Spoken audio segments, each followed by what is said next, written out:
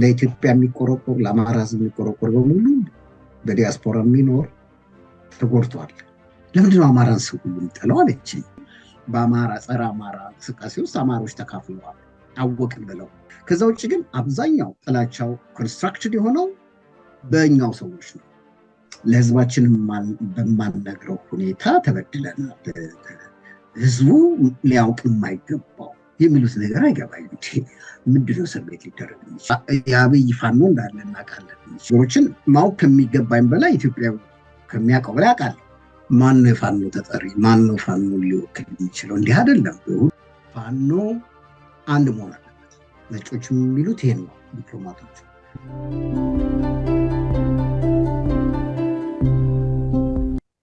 ሰላም ጤና ይስጥልኝ የፍሪ ፕሬስ ቻናል ተመልካቾቻችን እንደምን አላችሁ? ቆይታ እንድናደርግ እንግዲህ ፕሮፌሰር ግርማን ጋብዣለሁ። እንድትከታተሉን በአክብሮት ጋብዛቸዋለሁ። በጣም አመሰግናለሁ እንግዲህ ሆነ ስለመጣ ፕሮፌሰር ግርማ ብርሃኑ።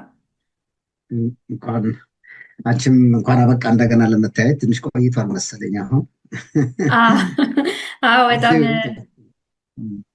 ትንሽ ቆይተናል። እንዴት ነህ? ኦኬ ነኝ። ያው ብዙ ከአገር ቤት ብዙ ጥሩ ነገር አስብም፣ ጥሩ ነገር እስካልሰማሽ ድረስ ብዙ ደስታ አይኖርም መቼም እንደምታውቂው። ግን ቢሆንም የተመቸ ህይወት ውስጥ ነን ያለ ነው። እንበላለን፣ እንጠጣለን፣ ሴፍቲ ያለ የህግ የበላይ በት ሀገር ውስጥ ነን። ይበርዳል። የሚበርደውም ቆንጆ ልብስ ስላለን፣ ብርድም ቢሆን አሁን ብርድ በጣም ገብቷል።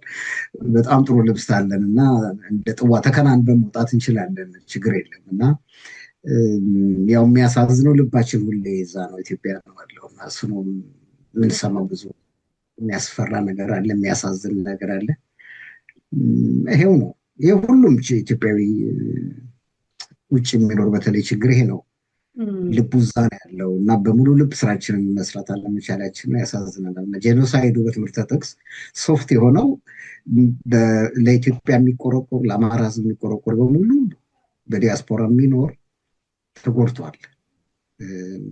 የኢትዮጵያ ጠላቶች የተሳካላቸው ነገር ቢኖር ሁላችንም ጎድተውናል፣ በገንዘብም በሳይኮሎጂም እና ይሄ ነው።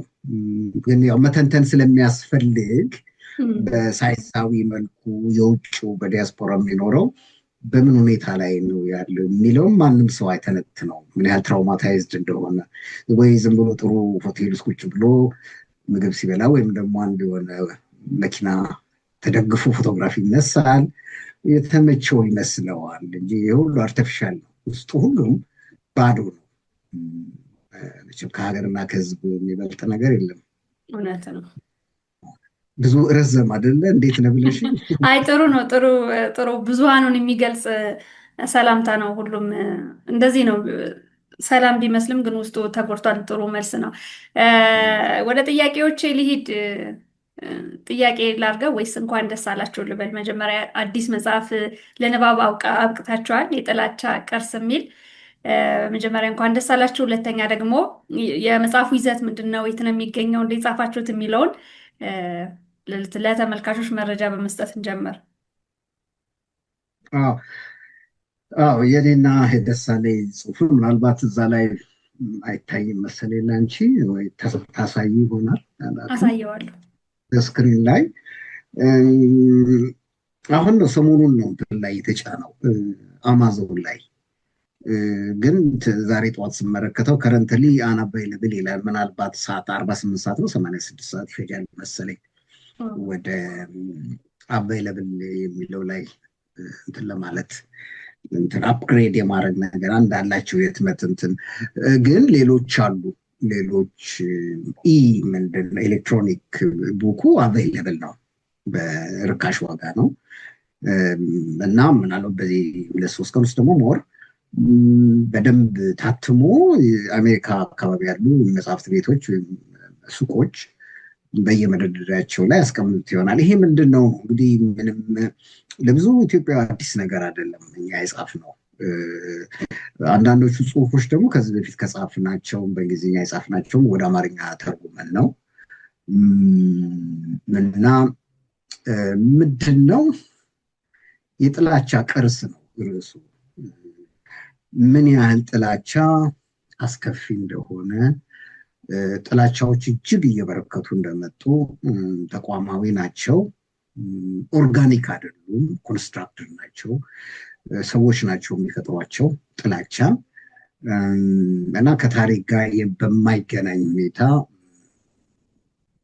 ለፖለቲካ ፍጆታ እየተባለ ሪሶርሶችን ወይም ሀብትን ለመቆጣጠር ወይም ደግሞ ስልጣንን በሙሉ ኃይል ለመጠቀም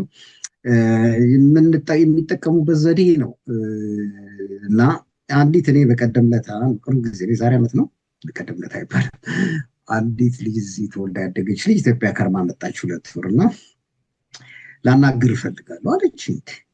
ምንድን ነው ስላታለሁ አማራ ለምንድነው አማራን ሰው ሁሉ የሚጠላው አለች። እንግዲህ ምን አልኳት አማራ እንደ የተጠላው እና ምልሽ 40 ደቂቃ ፈጀብኝ ላስረዳት። ይሄንን ነገር ከየት ነው ያመጣሽው? ማን ነው ያለው? 2 ወር ቆይታ አድርገሽ ይሄንን ይዘሽ የምትመጪው? አማራ ማለት እኮ አንቺ ነሽ፣ እኔ ነኝ፣ ይሄ ጓደኞች፣ ቤተሰቦች ሁሉ እኮ አማራ ማለት ነው። ምንድነው የሚያስጠላ ነገር? እስቲ አስቢ፣ የተማርሽ ነሽ፣ አሁን ዩኒቨርሲቲ ገቢ ነው፣ አናላይዝ አድርጊው ብዬ የፖለቲካል ዳይናሚኩን ኮምፕሌክስ የሆነ ሴንሲቲቭ እና ረዘም ያለ ታሪክ ትንሽ ረዘም ያለ ታሪክ እንዳለው እና የፖለቲካው እንግሊዝኛ በጣም ጎበዝ ነው፣ የፖለቲካውና የሶሻል ዳይናሚኩን አስረዳዋት እና ልንግባባ ቻለን። እና እኔ የገረመኝ ምንድነው ብዙ ሰውን በስነስርዓት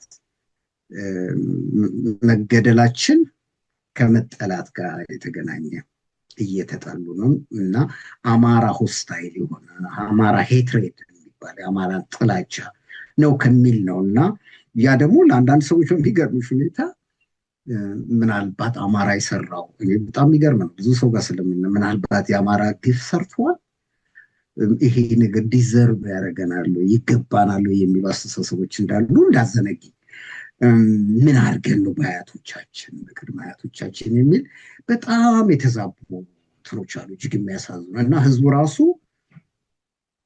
በፕሮፓጋንዳው የተነሳ በዚህ በፖለቲካው የሚጠሉን በተለይ ደግሞ ኢትዮጵያን የሚጠሉ ኦርቶዶክስ ሃይማኖትን የሚጠሉ የአማራን ህልውና ህዝብነት ህዝብ የሚጠሉ ኃይሎች ናቸው ስልጣን ላይ ያሉት። እነሱ ነው በእነሱ ፖለቲካል ቱልስ አድርገውታል በአማራ ላይ። የተቀረው ኢትዮጵያ ህዝብ ያለበትን ችግር ስቃይ በቀላሉ አማራ ነው እንዲያደርግ እዚያ በቃ የሚል ግሪቫንስ ፖለቲክስ እየተሰራበት ያለ ነው እና እጅግ የሚዘግ በዓለም ላይ የለም ነው የሚባለው። እና ያን ይመስላል። እንዲ አሁን ብዙ ጊዜ ሰዎች ሲጠይቁኝ ያው እኔ ብዙ ስለማውራ ተቋርጨኝ ትችላለሽ። ይሄ ሆስቲሊቲ በአማራ ሄትሬድ ከባድ ነገር ነው እንዳልኩሽ፣ እንደ ባጭሩ ኦርጋኒክ ነው ኦርጋኒክ አይደለም፣ የኮንስትራክተር ነው፣ ሰዎች የፈጠሩት ነገር ነው። ኤንሽንት አይደለም፣ ነባራዊ ታሪካዊም አይደለም። አማራን ህዝብ ጥላቻ ግን ብዙ ሰዎች ሞራል ራሳቸው ምንድን ነው ይላሉ። እስቲ ይሄ አማራ ጠልነቱ በዚህ በውስጥ ብቻ ሳይሆን በውጭም እኮ አለ። ውጭ ዜጎች ናቸው እኮ አማራ ቀናይ ስለሆነ ለነፃነቱ ለሃይማኖቱ ነው ብለው እንዳለ እዛ የሚደፈድፉት አሉ። ያ ሁልጊዜ አይሰራም። በእርግጥ የታሪክ እንትኖች አሉ። አሁን ዛሬ ጠዋት ያዘዝኩት መጽሐፍ አለ ዘ ሆሊ ዎር የሚለው በኢያን ካምፔል የጻፈው ነው። እሱ የሚያሳየው ምንድነው በሁለተኛው ዓለም ጦርነት ጊዜ እንዴት ማናቸው ጣሊያኖች ካቶሊክ እኮ ነው የካቶሊክ ቤተክርስቲያን ከጀርባ አለችበት ያው ከወረራው ጋር ትልቁ ጥቃቷ ምንድነው ኦርቶዶክስ ሃይማኖትን ለማጥፋት ነው። እንዲህ እየተናገሩ ኋላ ቀርነትን ባርነትን እነሱ እኛም ባሪያ ያደረጉ መጥተው ባርነትን ልናጠፋ ነው። ግን ያው በደንብ የተመዘገበው እንደ ያን ካምፔል የኢትዮጵያን ኦርቶዶክስ ቤተክርስቲያን ለማጥፋት ነው። እና እንግዲህ ያ በዛ መልኩ ከሄድሽ ሁለቱንም መጽሐፉን ብታነቢ አዲስ አበባ ማሳክር የሚለው ያን ካምፔል እጅግ የሚያሳዝን ነገር ነው። የጣሊያኖች ስራ ግን ሌሎችም አሉ። ጣሊያን ከመውረሩ 2-3 ዓመት በፊት ያው ታስታውሾ ፓሮል ሮማን ፕሮቻዝጋ የሚባለው ይሄ ፓውደር ባረል በሚል መጽሐፍ 60 ትንሽ ናት እኮ እና እዛ ላይ አቢሲኒያ ነው የሚለው በአማርኛ ተተርጉሟል አይደለ? በርሜል ባሩድ ተተርጉሟል። አዎ ደበበ እና እሸቱ ተርጉሞታል። አዎ እዛ ላይ የምታየው ምንድን ነው ትንሽ ኢትዮጵያን ኦርቶዶክስ ቤተክርስቲያንና አማራ ነው ላይ አፍጥጦ የነበረው እና በቀጥታም ምንድን ነው እሱ የሄደበት ምክንያት ምንድን ነው ለኢንቴሌክቹዋል ስራው ለወራሪዎች የኢንቴሌክቹዋል ስራ ነው። ግን እዛ ላይ አማራን ነው የሚደበድበው። ብዙ ምልሽ በባዶ እግሩ እየሄደ ነጭ የሚጠየፍ ነጭ ላይ ይተፋል። ይሄ አደገኛ አውሬ ነው ካልተገታ። ለነፃነቱ በጣም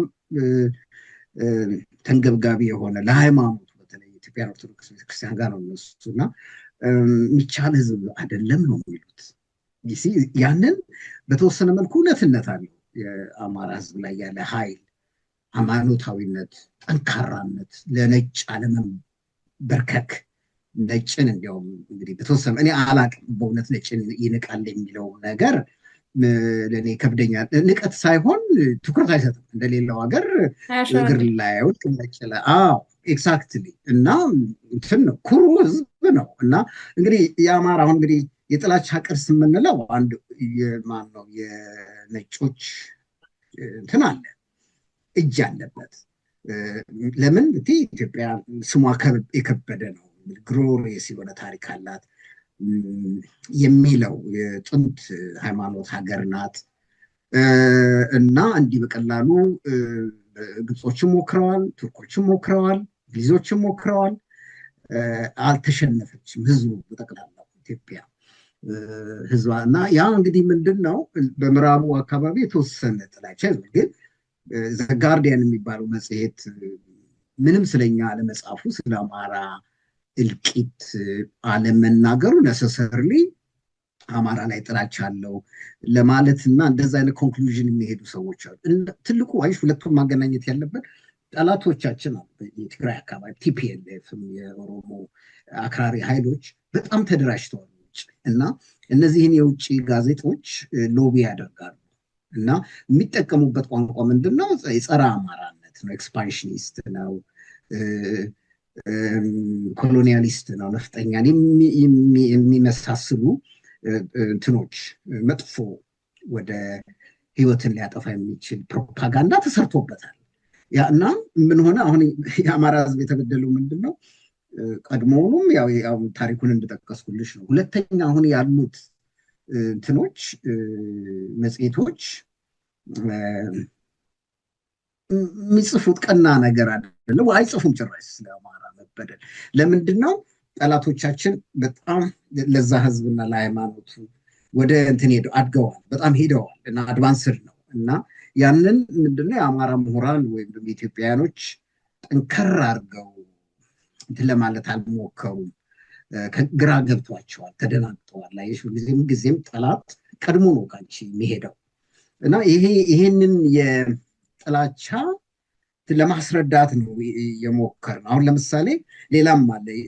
አሁን በውጭው ላይ ነው ያተኮርኩት። ለምሳሌ ጀምስ ኤድዊን የሚባል ሳቬጅ አቢሲኒያ ይላል በ1927 ነው የመጀመሪያ እትሙ።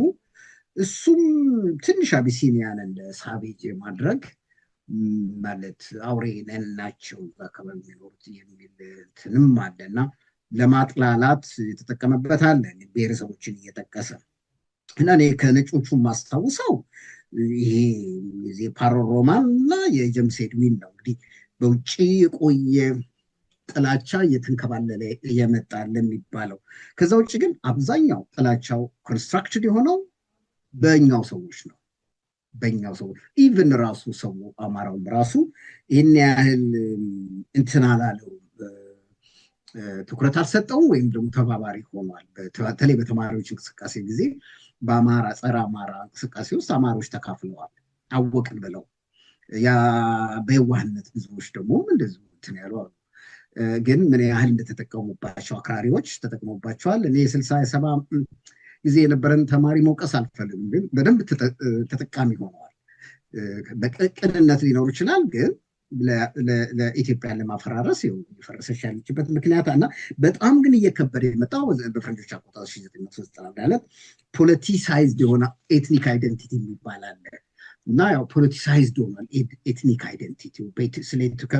ከምንድነው ከኮንስቲቱሽኑ ጀምረሽ ህገ መንግስቱ ጀምረሽ ስትመለከችው ከመጀመሪያዋ 2 መስመር ጀምሮ የኢትዮጵያዊነትን ሳይሆን ህዝቦችን ነው የሚያወራው እና እንደ አንድ ህዝብ ሳይሆን እንደ ህዝቦች ነው እና ይሄ ኢንቴንሲፋይድ የሆነ ኤትኒክ ካቴጎራይዜሽን ድሮ የሌለ ሰዎችን አንተ ይሄ ነህ እኮ አንተ እንዲህ ነህ እያሉ እንትኑን በተለይ ወያኔ ሲሰራበት የነበረው እሱ ነው። ደንበኛ ፕሮግራም ዲዛይኑን ሰርቶታል። ማስተር የሆነው ማስተር ዲዛይን እና ከዛ እንግዲህ ያው በንቃት ይሄ ደግሞ በጣም የሚገርምሽ ደግሞ በንቃት ሞቢላይዝ የማድረግ የግሪቫንስ ይሄ የሀዘን ምንድነው ተበደልኩ ተበድያለሁ የሚለውን ከአማራ በስተቀር የቀረው ሁሉ ተበዳይ ነው የሚለውን እነዚህ ኮምፒቲንግ የሆኑ ናራቲቮችን የመሳሰሉትን ነገሮች ነው እንግዲህ በዚህ መጽሐፍ ውስጥ በመጀመሪያ ጊዜ በአማራ ህዝብ ጥላቻ ላይ እነዚህ ኃይሎች የውስጥ ኃይሎች በጣም ተጠናክረው በተለይ በወያኔ ጊዜ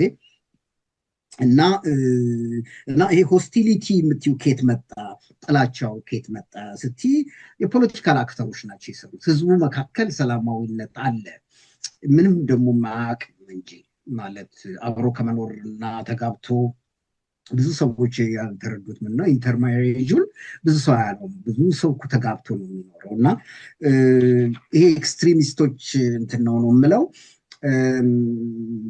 ግን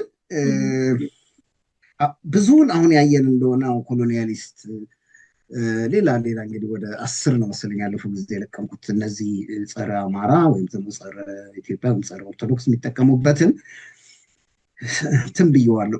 በዛ ውስጥ ሁሉ ሌሎችም ኢትዮጵያውያኖች ተካፋዮች ናቸው። አሁን ለምሳሌ ሚኒሊክ ወደ ደቡብ ዘምቷል ቢባል እውነቱን ለመናገር በጦር መሪነት ብዙዎቹ የደቡብ ሰዎች ናቸው እና ይሄ ሁል ጊዜ የሚለው ነገር አማራ አሲሚሌሽኒስት ነው ሲባል ምንድን ነው አሲሚሌሽኒስት? አማራ ዋጭ ነው ይውጣል ነው ምንድን ነው ይሰጠልቃል ምንድን ነው የሚባለው ነው አይደለም። እንዲሁም ኢንፋክት አማራ ስመለከት ብዙዎች ምሁራን ናቸው የሚሉ አሲሚሌሽኒስት የሆኑ አማራ አሲሚሌትድ ነው በሄደበት በደቡብ አካባቢ ስትሄጂ በሙሉ ወደዚህም ወደ ምዕራብም ምስራቅም አሲሚሌትድ ሆኖ የዛን ሀገር ህዝብ መስሎ የሚኖር ህብረተሰብ ነው። ደሃ ነው። ከሌሎች ዓለሞች ስታስተያዩ እንደ ኢትዮጵያ እንደ አማራ ህዝብ ደሃ የለም። አሁን ለምሳሌ ትኑንም አይተነዋል የሩዋንዳው የሌሎችንም ጥቃቶች ኤትኒክ ቤዝድ ኮንፍሊክት ሲኖር አንደኛው ሻል ያለ ሪሶርስ አለው ከሚልም አለ እንግዲህ አንዱ ፋክተር አማራ ደሃ የለም።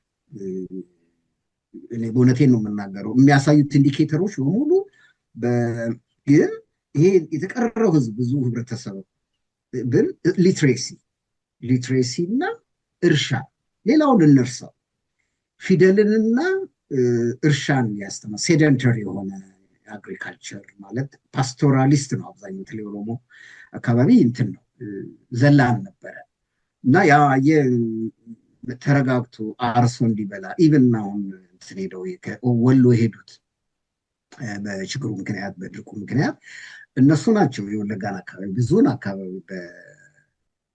በእርሻ እንዲኖር ያደረጉት ማለት እንግዲህ ሴደንተሪ ማለት ነው። ቡናውን እየለቀመ ነበር የሚኖረው አብዛኛው እና አስተምረዋል። ሊትሬሲ በጣም ለኢንቴሊጀንስ በጣም አስፈላጊ ነገር ነው። እርሻ የተረጋጋ እርሻ በጣም ነበር እና እነዚህ ሁሉ ነው እኔና ደሳለኝ ተንተን የሞከርነው።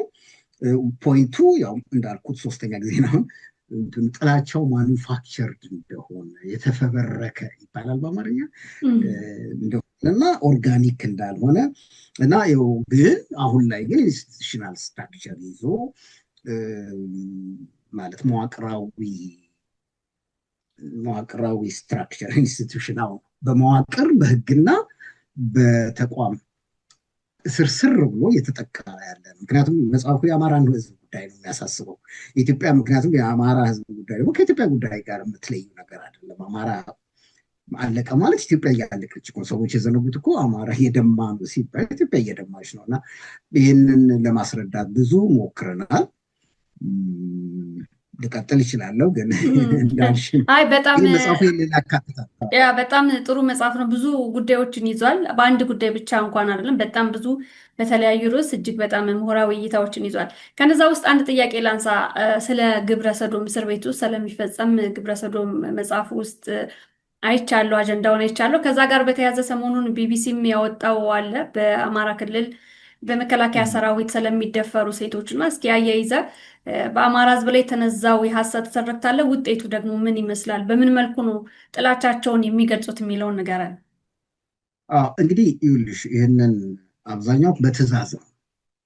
አለቆቻቸው ናቸው የሚያዙት።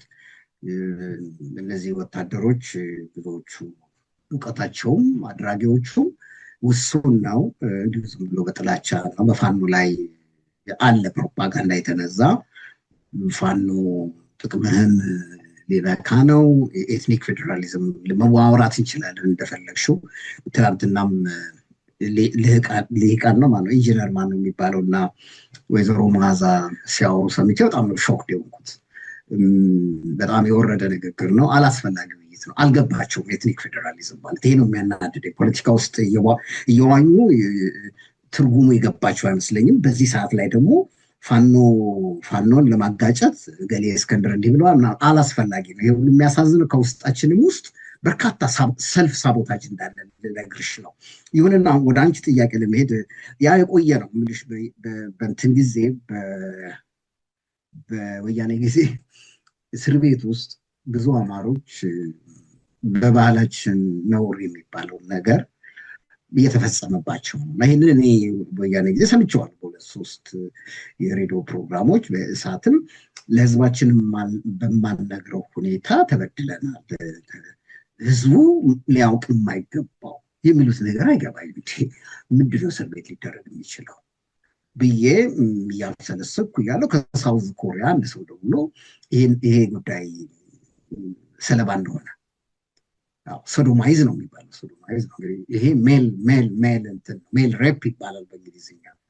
እና ምንድን ነው ሰውየው የሚለው አንተ አማራ እያለ ነው ሲደፈር የነበረው። ወንድ ልጅ ነው ወንድ የሚደፍረው። እና እንግዲህ ሴኩሪቲ የትግራያን ሴኩሪቲ አባሎች ናቸው የሚያደርጉ የነበረው። እና ይህን ኢንተርቪው ያደረኩ ሌላ ሰው ሁለት አገኘው እንደገና 3 ከዛ ደግሞ 30 ሰዎችን ያዩ በጾታ ደግሞ ኦፖዚት ተቃራኒ ጾታ ያሉ ያው ብዙ ቦታ የምታያቸው በሚዲያ ሳይቀር የምናያቸው ብዙዎቹ ሰዎች ኢንተርቪው አድርጌያለሁ እና በጣም ደክሜበታል። በወያኔ ጊዜ ነው ያንን የጻፍኩት እና እዛ ላይ የተማርኩት ምንድን ነው የግንቦት 7 አባል እንኳን ቢሆን የሚያዋርዱት ምንድን ነው ከዛ በኋላ ፖለቲካ ውስጥ አይገባም ማለት ነው። ቪዲዮ ይቀዳሉ፣ ፊታቸውን አያሳዩም እና የመሳሰሉት ነገሮችን ማወቅ ከሚገባኝ በላይ ኢትዮጵያ ከሚያውቀው በላይ አውቃለሁ። እንዴት እንደምንረዳቸው እነዚህ ሰዎች ብዙ ሞክሬ ነበረ። እሱ የረጅም ጊዜ ታሪክ ነው። በጣም የሚገርምሽ ግን ከቤተሰብ ጀምሮ የቅርብ ሰዎች ይህንን ርዕስ አንስቼ እየጻፍኩ ባለበት ጊዜ ሁሉም ፈቃደኛ አልነበሩ። ምንስራ ገስጸውኛል፣ ተቀይመዋል። ይሄ ነውር ነው በባህላችን፣ ምን ብለህ ይሄንን የምታወጣው እንዴ? የተጎዱትን ሰዎች አስቡ። እኔ ምን ችግር አለብኝ? ከዚህ ሆኜ ነው የምጽፈው። ይህንን አለማወቅ አለበት አልኩኝ። ከዛ አብይ መጣ። በ6 ወሩ ሚዲያ ላይ ወጡ። ቀሳውስቶች ናቸው፣ ካህናት እኮ ነው የተደፈሩት። እና እነዛ ካህናቶች ሲል ሰዎች እየደወሉ ይቅርታ አድርግልን እዚህ ደረጃ ላይ መድረሱ ነው። ኢትዮጵያ ደንበኛ እንትን ነው። ብዙ የኢንፎርሜሽን ድሃ ህብረተሰብ ነው። የሚያውቀውንም ማውራት አይፈልግም። መጋለጥ ያለበትን በስመ አብ ወወልድ ወመንፈስ ቅዱስ እያለ ከዛ ግን ይህ አዲሱ እንግዲህ የአብይ ስርዓት ከመጣ በኋላ የበረደ ነገር አይደለም። ያው ቄሶች ተደፍረዋል። አሁን በምንለው ሁኔታ እንደው ሶዶማይዝ ባያደርጓቸውም እንኳን ልብሳቸውን የማውለቅ ነገር ነውረኛ የሆኑ ስርዓቶች ግን የዚህኛው ደግሞ እንግዲህ እያነጻጸር ነው። የዛኛው ይሻላል፣ የዚህኛው ይሻላል። ሁለት ሰይጣኖች ናቸው እንግዲህ ኢትዮጵያ ላይ የሰፈሩባት እና በአመራር ከሄዳ ይሄኛው ምንድነው ወደ እንትን እየሄደ መጣ። ጄኒታል ሜሚንግ ብለዋለን። እስከ ብልት የመቁረጥ ነገር አለ። ኬዞች አሉን፣ መዝግበነዋል። አሁን ደግሞ የጀመሩት ደግሞ ጡት መቁረጥ ነው። እኔ የጻፍኩት ማለት ነው። እኔ 4 ሴቶች በቅርብ ጊዜ ጡታቸው ተቆርጧል።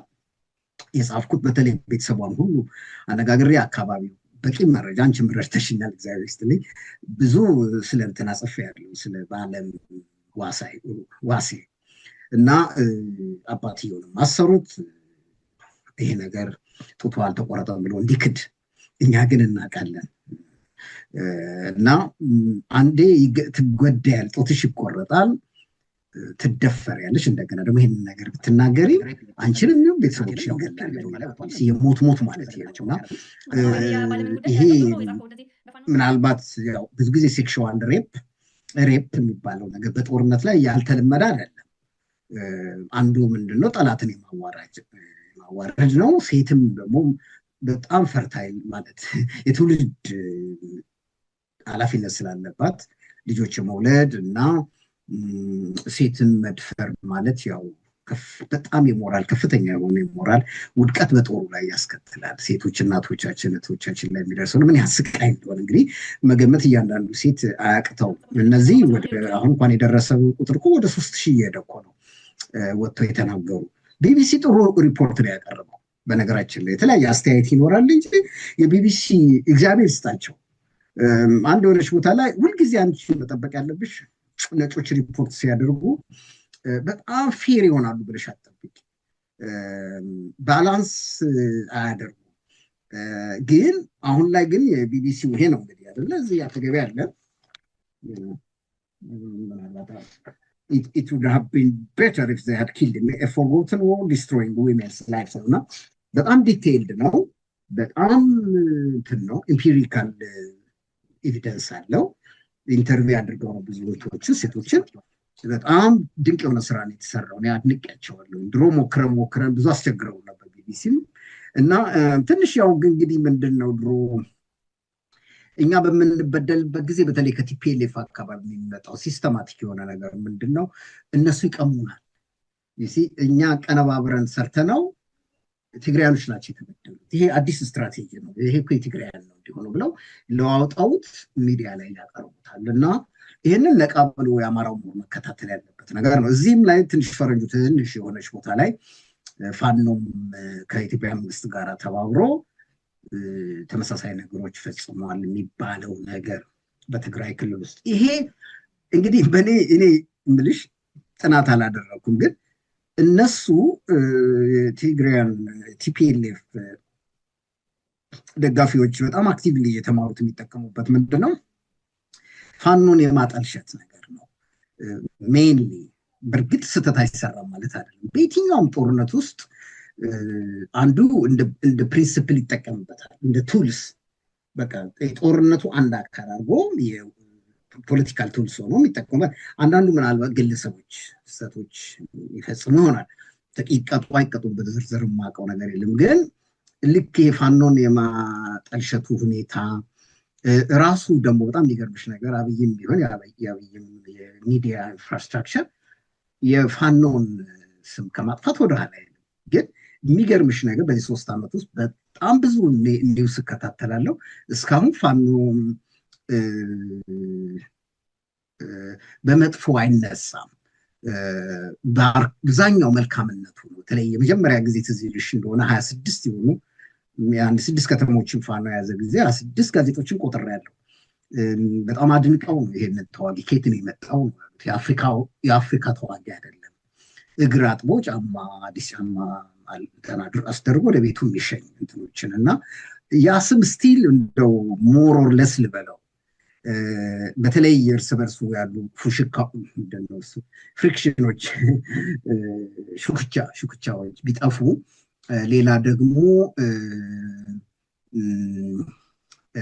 ይሄ ደግሞ የአብይ አክቲቭሊ የሚሰራው ነገር አለ። የአብይ ፋኖ እንዳለ እናውቃለን። ልክ ፋኖ አድርጓቸው ፋኖ ነን እያሉ ህዝብ የሚዘርፉ አሉ፣ የጤና ባለሙያዎችን የሚገድሉ አሉ። ያ ሁሉ ሆኖ እንግዲህ ምንድነው ህዝቡ በፋኖ ላይ እንዲያምጽ ነው። እና እስካሁን ያሉት ሬኮርድ የሆኑ እንትኖች ፋኖ በዚህ ጉዳይ ውስጥ እንትን የሚል አይደለም። ይሄንን ጽሁፍ ወድጀዋለሁኝ፣ እግዚአብሔር ይስጣቸው፣ እናበረታታቸዋለን። ትንሽ ያስቸገሩን አሁንም አሉ። እንደነዛ ግሎባል ማነው በጋርዲያን የሚባል እንትን ጥሩ ነው። አልፎ አልፎ ጥሩ ይጽፋል። አልጃዚራ ግን ይቀረዋል። በቂ ኢንፎርሜሽን አላገኙም። እዛ አካባቢም ያው የአረብ ብር አይደለም የሚንቀሳቀሰው አልጃዚራ። የሱዳኑ ጦርነት ጥሩ አድርጎ ቢያቀርብም እኛ ላይ አሁን ብዙ አክቲቭ አይደለም፣ እንደ ድሮ አይደለም። ያኔ የትግራይ ጦርነት ጊዜ ታስታውሻለሽ፣ በጣም አልጃዚራ ተሳትፎ ነበረ። ብዙ ሚዲያኖች ተሳትፏል። አሁን ራሱ ባለፈው የተከሰተው በአፋር ክልል አካባቢ ተከስቶ የነበረውን ወዲያው ነው የዘገቡት አብዛኞቹ። እና ይሄ ምንድን ነው የአማራ ጉዳይን እውነቴን ለመናገር በቀጥታ የትኩረት ያለ መስጠት አለ፣ ወይም አቨርሽን በዩ ሆስቲሊቲን በዩ። ግን በአብዛኛው ግን እኔ ከታሪክ ጋር የተነሱትን ሁልጊዜ በታሪክ እንዲተበድለናል፣ በታሪክ የህዝብ እኮ ይጠላ ነበር የሚለውን ቀነስ አድርገን ራሳችን ጥንካሬ የለንም።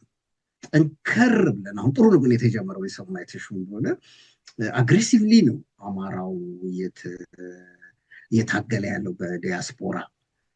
በየሚዲያው ላይ ታይዋለሽ፣ ሰልፎች ጥሩ ይወጣ። በተለይ እነዚች የበዓለም የእሷም ጡት መቆረጧን ብዙ ሰው ጎድተዋል፣ ብዙ ሴቶችን አነሳስተዋል። አሜሪካም ውስጥ ብዙ እንግሊዝኛ ተናጋሪዎች ነጮች እየወጡ ይናገራሉ። እና ጥሩ ጅምር አለ። ግን የጂኦፖለቲካው ትቀላል አይመስልሽ? ይሄ ሰውዬ ከእንትና ጋር ጥብቅ የሆነ ግንኙነት አለው ከዩናይትድ አረብ ኤምሬትስ ጋራ፣ ዱባይ ጋራ። ዱባይ ናት ያው ሱዳን ውስጥ የምታተራምሰው አርኤፍኤስ የሚባለውን ራፒድ ፎርስ ሰፖርት የሚባለው ሰፖርት ፎርስ አርኤፍኤስ እና ምልሽ እነሱ አሜሪካንም ዱባይን አይገስጽም። እና ይሄ ምንድን ነው? ይሄው ሰውዬ እነሱ ጋር ተለጥፏል፣ አገሪቷን ሸጠዋል። እንትንም እኮ ዩናይትድ አረብ ኤምሬትም ሱዳን ውስጥ እኮ ይህንን የሚረዳበት ምክንያት አርኤፍኤስ ልበለው እንድነው ባካቸው ራፒድ ሰፖርት እና እነሱ የሚረዳበት አንዱ ምክንያት ምንድን ነው? የእንጨት ሀብት ይኖረናል። ወርቅ መቼም ሱዳን እንደ ጉድ ነው። እና አሉ ሀብቶች፣ 6 አይነት ሀብቶች አሏቸው። ይሄ ሰውዬ ቃል ገብቶላቸዋል ጀነራሉ፣ እናንተ ናችሁ ሁሉ ነገር የምትቆጣጠሩት ብሎ። ግን ሁሉም ቻይናም ታቁለጨልጫለች፣ ሳውዲ አረቢያም፣ ኳታርም፣ ተርኪም። እና እጅግ የሚያሳዝን ነገር ነው። እና ይሄ ሰውዬ የእኛው መሪ የሚባለው የነዚህ አረቦችም ድጋፍ ስላለበት ነው። ነገሮች ሁሉ የትግላችን ፈተና መልታይ ነው፣ በተለያየ አቅጣጫ ነው እና ሰዎች ይዘነጉታል። እኛም ግን አሁን ለመናገር ባጭሩ የፈለኩት ምንድን ነው፣ እኛ ራሳችን ብዙ የምንሰራቸው ስራዎችን ሆምወርክ አልሰራንም ነው። ጥያቄሽን የቢቢሲን መልሻለሁ። የነዛን ብዙ ሰዎችን ሊሆን ይችላል ሪፐልሲቭ ነው ይሄ ስለ ሶዶማይዝ እና ሜል ሬፕ የሚባለውን ነገር ጥናቴንም ያው ፒር ሪቪውድ ጆርናል ላይ ወጥቷል። ሰዎችም የዘገነናቸው ነው የሚያነቡት። አንዳንዱ የባለምን ጉዳይ እንደውም ጥሩ ነው የጻፍከው። እንደዚህ በፋኖች ዙሪያ የምትጽፈው በተለይ በእንግሊዝኛ ቋንቋ ስለሆነ ሌሎች የውጭ ሀገር ሰዎች የማንበብ እድል ይኖራቸዋልና በጣም ጥሩ ነው እዛ ጋር እየሰራው ያለው። የባለምንም መጨረሻ ላይ የጻፍከው ይመስለኛል ስለ ፋኖቹ አይቼዋለሁ። በጣም ጥሩ ዘገባ ነበርና ምን አሉ ግን እንደው ያነበቡ ሰዎች በተለይ የውጭ ሰዎች እንደው የተፈጸመውን ወንጀል አስመልክቶ የደረሰ አስተያየት አለ? ያው ፈረንጅ እንደምታውቂው እንትን ነው፣ በጣም ነው የሚዘገንነው የሚገርምሽ። እና ብዙ አምባሳደሮች አንብበውታል። አንቢሊቫብል ነው የሚሉት። እና ከዚህ በፊትም ደግሞ የጻፍኩትንም አውቀውታል። ክስ ከምንድን ነው ልበለው ይቅርታ ይህ ከንትን ጋራ ከፆታ ጥቃት ጋር ልበለው እንግዲህ። እና ይሄኛው አዲስ ነው ጡት ቆረጣ። እና መነሻው ምንድን ነው ሲሉ እንግዲህ አንዱ ቲዎሪ ምንድን ነው፣ አሁን መከላከያ ጦርነቱን አልቻለው እዛ በአማራ ክልል ውስጥ እና አዲስ የምንድን ነው የኦሮሞ ልዩ ኃይል እየገባ ነው። አንቺም ታስታውሻለሽ በጎጃም በኩል እየተጫነ እየገባ እና ይሄ እንግዲህ ምንድን ነው በከፍተኛ ጥላቻ አሁን ኤትኒክ አረጉት፣ ሞር ኤትኒሳይዝድ ሆኖ ነው ኦሮሞ ነው ፋኖ እናጠፋለን።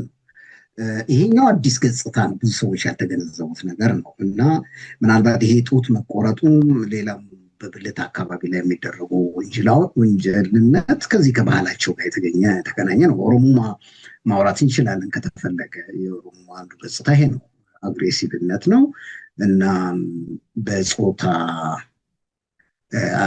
አካላት ላይ ልበለው እንትን ላይ ጄኒታል የሆነ እንትን ላይ ኦርጋን ላይ ጥቃት የማድረጉ ነገር የ600 ዓመት የተዘገበ ነው። እንዲሁም በቅርቡ ቀን ብዙ ጊዜ አንዳንድ አንግባባም ዶክተር ዮናስ ጥሩ አርጎ ኦሮሞማን ገልጾታል። በእውነት አንድ ያወጣዋል። ይኸውና እዚህ ፊት ለፊት አንብቤው መልስ ሰጥቻለሁ። አስመሮም ለገሰ ገዳ አንትሮፖሎጂካል ዋይት ዋሽ ፖለቲካል ወርክ ይላል እና እንዴት ራሳቸው ኤርትራውያኖችን ፕሮፌሰር አስመሮም ለገሰ አንብበሽዋል? የፕሮፌሰር የቆየ መጽሐፍ ነው፣ 40 ዓመት ቆይታ እና እሱን አንብቤዋለሁ እና ሮማንታሳይዝ አድርጎ ነው ያቀረበው እና መጥፎውን የሆነ የኦሮሞማ ወይም ደግሞ የገዳ ሲስተምን አላቀረቡም። ትንሽ የሚያሳዝን ነገሮች አሉበት እዛ ውስጥ እና ይሄ የእነሱም ምሁሮች ኤርትራዊ ፕሮፌሰር አሁንም በሕይወት አለ እጁ አለበት። እንግዲህ ጥምሩን ተመልከችው። ያ መጽሐፍ ዘገዳ ሲስተም የሚል በጣም ትልቅ ነው። እኔ ሳነበው ወጣት ነበርኩ፣ 18 ዓመት ሆናለሁ።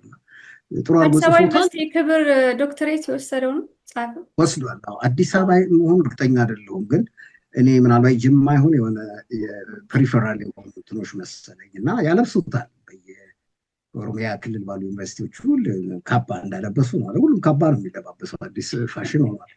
እና እኔ የጦጣ ስራ ነው የሚመስል የሚሰሩ ስራው። እዛም ሄዶ ጎንደርም ሄዶ ካፓ እዚህም ካፓ። በጣም እኮ የሚያሳፍር ነገር ነው እና የስታትስማንሽፕ ባህሪ የለም እና ይሄም ሰውዬ ዘባርቋል። ግን ሰዎች አሁን መረዳት የጀመሩት ኢኩዌሽኑን ሂሳቡን መስራት የጀመሩት አሁን ሌትሊ ነው። ምን ያህል በዚች ሀገር ላይ የነበረው ሴራ ምን ያህል አሁን አንዱ ሰውዬ ቅድም ወደዚህ ወደ አንቺ ጋር ስመጣ አንድ የሆነ ሰውዬ ኦርቶዶክስ ምን አለ? ኦርቶዶክስ የኔን እድሜን ነው ያላት፣ የኔን እድሜ እኔ ሮኩትን እድሜ ነው እድሜዋ። ምን ማለት እንደው አልገባም። በኋላ እስቲ ከአንቺ ውይይት በኋላ ያው በጣም ምን አይነት አሶልት ነው የኔን ያህል እድሜ ነው ከዛ በፊት አልኖረችም ይላልና ቅድም ልነግርሽ የነበረው ምንድን ነው ይሄ ጥላቻ ብለን ስንጽፈው ለየት ያለው ምንድን ነው? መንግስት ፈቅዷል። አዎ ተፈቅዷል። መሳደብ ተፈቅዷል። አማራን ህዝብ፣ የኢትዮጵያን ኦርቶዶክስ ቤተክርስቲያን ኢትዮጵያን ግን አሁን በኦሮሞ ህዝብ ላይ አሁን እንደው አንድ ስናገር አምልጦኝ የጀመርን እንደው ብል ያው አያችሁት ይሄ ትምክተኛ ነው የሚባለው ቀጥታ አይደለ? ይቅርታ ብዬ ኦሮሞ ብዬ አስተካክለዋለሁ እና በታሪክ ያየሽው እንደሆነ ይሄ ስም አለ 500 ዓመት። ኢቨን ኬንያ ውስጥ አሁን ያንን ቃል አይጠቀሙም፣ ሌላ ቃል ነው የሚጠቀሙት የድሮውን ስም እና ለዛ አይጠቀሙትም ብለው ነው ይጠቀሙት አሁን ነው። ግን ብዙውን ጊዜ ግን አለ ያው ስም እንደ እኛ ሀገር እንዳለው የስድብ ወይ ጥላቻ አይደለም ስሙ።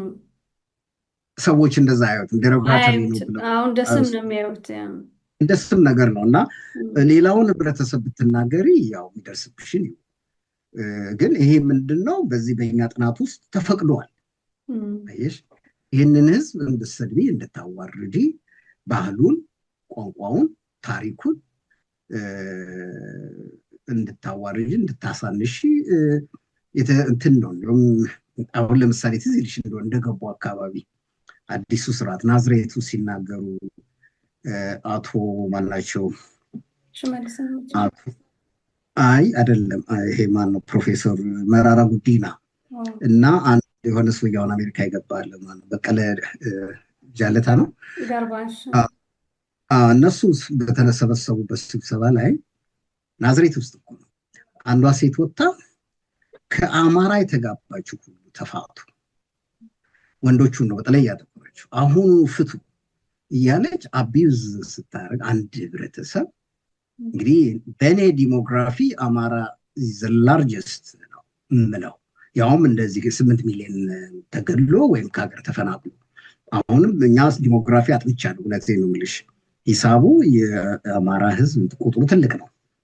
ለፖለቲካ ተብሎ ነው እንደዚህ 2 ሚሊዮን ወደታች የሚያሸሹት እንትን የሚሉት እና ምንድነው ይሄንን የሚያክል ህዝብ እንትን ነው እኮ ይሄ እኮ ሄት ስፒች እኮ ነው። ብዙ ሀገሮች ውስጥ ወደ ስር ያስገባል። ይስቁ ነበር። እንግዲህ እነዚህ ዩኒቨርሲቲ መምህራኖች ናቸው። አቶ በቀለም ይሄኛውን ፕሮፌሰሩ ጅል ነገሩ ማነው መራራ ጉዲና። እኔ የሚገርምሽ መራራ ጉዲና እንትን ውስጥ ሆኖ እስር ቤት ሆኖ እንትን ይዤ ነበር ፕላካርድ ነገር እዚህ የአውሮፓ ሰልፍ ስናደርግ ፍሪ መራራ ጉዲና እያልኩ ትል ነበር። ያኔ አልገባንም ሰው ኢትዮጵያዊ ናቸው ከሚል ነበረ። ግን ልክ አብይ ከመጣ በኋላ ፍሪ የምንላቸው ሁሉ የተለያየ ጎሳ ህብረተሰብ አባል የሆኑ ሁሉ ፊታቸውን አዞሩ ነበር እና ለካ ያ ሁሉ ትልቅ ስህተት ነው። ያ ማለት አብይ ብቻ አይደለም ለውጡን የሸወደው ወይም የጠለፈው ራሱ ህዝቡ ሁሉ ከተለያየ በተለይ ኦሮሞ አካባቢ ወዳጆቻችን ወንድሞቻችን በፊታቸው ነው ያሉት እና አሁን ከነሱ ጋር ድሮ በጣም ጽፋለሁ እንተባበራለን ልክ ለውጥ ከመጣ በኋላ እና ይሄ ነው እንግዲህ አንዱ ጥላቻ ማለት እንልሽ እኔ ማላቀው ጥላቻ ለካ እነዚህ ሰዎች ጋር ያለሽ እና በዚህ መጽሐፋችን ውስጥ አንዳንዱ ልንዳስስ የፈለግነው አንዳንዱ አካባቢ ይሄ ነው። አንዳንዱ ሌላም ጊዜ እንዳልፈጅብሽ ብዙ ጊዜ ከውጭ ሀገር ዲፕሎማቶች ጋር ግንኙነት እንዳለህ እናወራለን እና እንደው ስታወራቸው በአማራ ህዝብ ላይ የሚደርሰውን በደል ግፍ ይረዱታል? እንደው በመረዳት ደረጃ እንግዲህ መረዳት ከባድ ቃል ነው። ያውቃሉ። የሚረዱማ ከሆነ የተለያየ ፐብሊክ ፎረም ላይ መናገር በቻሉ ነበረ። አሁን አንድ 3 የድሮ ኢትዮጵያ ውስጥ አምባሳደር የነበሩ ስማቸውን ማጠቅስም ከየት ሀገርም እንደሆኑ አግባብ አለኝ እና አሁን ይቆረቆራሉ ለኢትዮጵያ ጉዳይ እና በመንግስቶቻቸውን ሁሉ አነጋግረናል ይሉኛል። በተለይ አማራው ላይ የሚደርሰውን እኔም የምጽፋቸው ስለምልክላቸው ተገንዝበውታል። ግን የጂኦፖለቲካው እንትን ኃይለኛ ስለሆነ ብዙ አለ። አሁን ብዙ ጊዜ እዚህ አውሮፓ ውስጥ ያሉት አምባሳደሮች የሚሆኑ የምስራቅ አፍሪካ ኢንቮይ የሚሏቸው የሚመሩት ከአሜሪካ ነው እና አንዳንድ ቃላቶች እንኳን ጠንከር አድርገው ሲናገሩ አስተካክሉ ይባላሉ እና ለጊዜው እነሱ አሜሪካን ቢሆን ያው አሜሪካ ላይ እምነት ማንም የሚጥል ከሆነ ሰው የሚጥል ከሆነ በጣም ደድበዋል ማለት ነው እና አሜሪካ የሚያስተማምን አይደለም። ግን ይኔበር ነው ገልበጥም ሊል ይችላል እና አንዱ ምንድነው ምናልባት ግለሰብ ሊረዳን ይችላል። የሚገርምሽ ነገር አንድ ኢቫንጀሊስት ገብቶ ትራምፕ ሊያሳምነው ይችላል ወይም የሆኑ ጠንካራ የሆነ የኢትዮጵያ ኦርቶዶክስ ስብስብ ቢኖር ኃይሎች አሉ። እነዛ ኃይሎች መንግስታት ታላላቅ መንግስታት ጋር ከሄዱ ጠንከር ያለ እርምጃ ለመውሰድ የሚያስችሉ ሁኔታዎች የሁሉ ዲስከስ አድርገዋል እኮ። ግን የት ቦታ ላይ እንዴት ነው የሚለው ነገር ነው። ጀነራሊ ግን ከድሮም አትሊስት በአማራ ላይ ያላቸውን የተዘባረቀ ወይም ደግሞ የተበረዘ አስተያየት ቀንሰዋል። ይሄ 100% ላረጋግጥሽ ፊት ዶሚናንት ነው እኮ ይሄ የሚለውን እነሱ አምባሳደር አሁን ኢትዮጵያ ሲገባ መጀመሪያ ይሄንን ነው የሚነግሯቸው። እነሱም እኮ አምባሳደሮቹም ሰዎች ናቸው። እንትን ያረጓቸዋል፣ ብሬንዎሽ ያረጓቸዋል። ያው እንደምታውቁት የኃይለ ሥላሴ አገዛዝ አማራው እንዲያርጉን አሁን ይኸው በትግላችን ምክንያት ከ1991 ጀምሮ ኤትኒክ ፌዴራሊዝምን አንሰራፈን እዚህ ደርሰናል። ህዝቦች ሁሉ ሀሳባቸውን መግለጽ፣ ህዝቦች ሁሉ ቋንቋቸውን ያዳበራል የሚል ሬቶሪካሊ ስትመለከችው መልካም ይመስላል። ግን ኢትዮጵያ ውስጥ ኤትኒክ አሁን በዚህ 30 ዓመት ውስጥ እንግዲህ ኤትኒክ ፌዴራሊዝም ካልሽ የድሮ መጽሐፌ ላይ 30 ሀገሮች 30 ኤትኒክ ግሩፕስ ወይም ብሔረሰቦች በኦሮሚያ ክልል ውስጥ ብለዋል፣ ተውጠዋል። ሰዎች የማይረዱት ኤትኒክ ፌዴራሊዝም ከተባለ እነዚህ ለምንድን ነው አሲሚሌት የሚያደርጓቸው ፎርስፉሊ? ጋምቤላ ለምንድን ነው ስቃይ ውስጥ ያለው? ሲዳማ ለምንድን ነው? እና አሁን 5 ዓመት ጊዜ ቢኖረንና በአሁኑ ሁኔታ ቢቀጥሉ እዛ አካባቢ ያሉት በሙሉ ይዋጣሉ በክልሉ እና ይቺ ኤትኒክ ፌዴራሊዝም የምትባለው ነገር መቀለጃ ናት። እና ግን የሚያሳዝነኝ አማራንን የሚሉ የአማራ ፖለቲካ ነኝ ያሉ ሲተራመሱ ነው። እውቀት የላቸውም። በጣም የደከመ እውቀት ነው ያላቸው። ይሄ ሴንሲቲቭ የሆነ ነገር ነው። ቃሉንም መጠቀም የሚገባን አይመስለኝም። በፌዴራሊዝም ምን ያምናለው። ኤትኒክ የምትለው አሁን ለምሳሌ ኤትኒክ ምንድን ነው? ኤትኒክ ማለት ትርጉሙ ምንድን ነው? ኤትኒክ ማለት ሰው እኮ በስነስርዓት ትርጉሙ የሚገባ አይመስለኝም። ብዙ ሀገሮች አሁን ቋንቋ ከሆነ እንግሊዝና አየርላንድ ተመሳሳይ ቋንቋ ነው የሚናገሩት፣ ግን ሁለት የተለያዩ ሀገሮች ናቸው። ካናዳ እና አሜሪካ እንግሊዝኛ ነው የሚናገሩት። ይደባለቁ የሚባል ነገር የለም። ላንጉዌጅ ላይ ልቁረጠው ካልሽ የደቡብ የሸዋው ኦሮሞና የወለጋው በፍጹም አይገናኝም። እና ቋንቋን እንደ መስፈሪያም ልታረጋች ብዙ ሂስቶሪካል ነገሮች ማካተት አለብሽ። አንድን ስትከልይ ፌዴራሊዝም እንኳን የተፈጥሮ ላንድስኬፕ ግምት ውስጥ መክተት አለብሽ።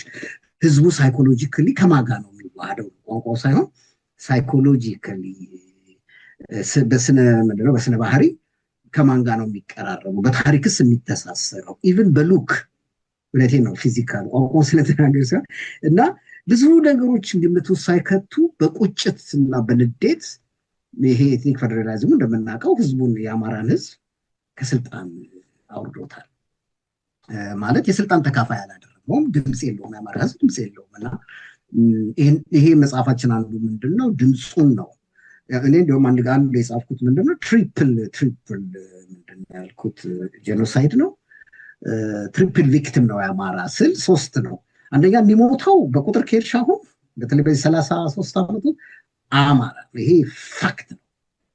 እኔ በቁጥር ልዘረዝርልሽ ይችላለሁ። ከዛ ሁለተኛው ምንድን ነው እንግዲህ የሚሞተው እሱ ነው። ሁለተኛው መንግስት ተቀባይነት የለውም፣ እንዲሁም እንዳልሞተ ነው። እኛንን የሞት ነው። የምንድን ነው የሚባለው ጩኸቴን ቀሙኝ። ይሄ ሁለተኛው ታየር ነገር ቢሆን ሁለተኛው ምንድነው ጩኸቴን ቀሙኝ ነው የሚለው ነው። ማለት እኛንን የሞት ነው ይሉሻል። አሁን አርሲ ውስጥ ያለው ሰምታችኋል። በኢትዮጵያ ኦርቶዶክስ ካህናት አምላኪዎች ነው ወማን ይቀርታ አማኞች ላይ የደረሰውን ስትመለከቱ ላይ በዛ ላይ የተሰራውን ፖለቲካ ታውቃላችሁ። እንግዲህ አሁን ምንድነው ጩኸቴን ቀሙኝ አልሞቱም ነው። ሞቶም ሰላም አይሰጧቸውም። ሁለተኛው ያልኩሽ። ሶስተኛው ዓለም አቀፉ የመንግስት ናሽናል ህዝብን ይጠብቃል የተባለው መንግስትም ትኩረት አይሰጠው። ይሄ ዛ መጽሐፋችን ውስጥ አለ። ትሪፕል ቪክቲም ሁድ ነው መሰለኝ ያልኩት። በአማርኛም እንዳልኩት አላስታውስም። ሶስቱ ወይም ሰልስቱ ጥቃቶች በአማራ ህዝብ ላይ እነዚህ ሶስቱን ሲምፕል በቀላሉ ለማስረዳት ለህዝቡ እንትን ይላል። እንደው ቢያስብ እየሞትን ነው ያለን የሚለው ነገር ተቀባይነት የለንም።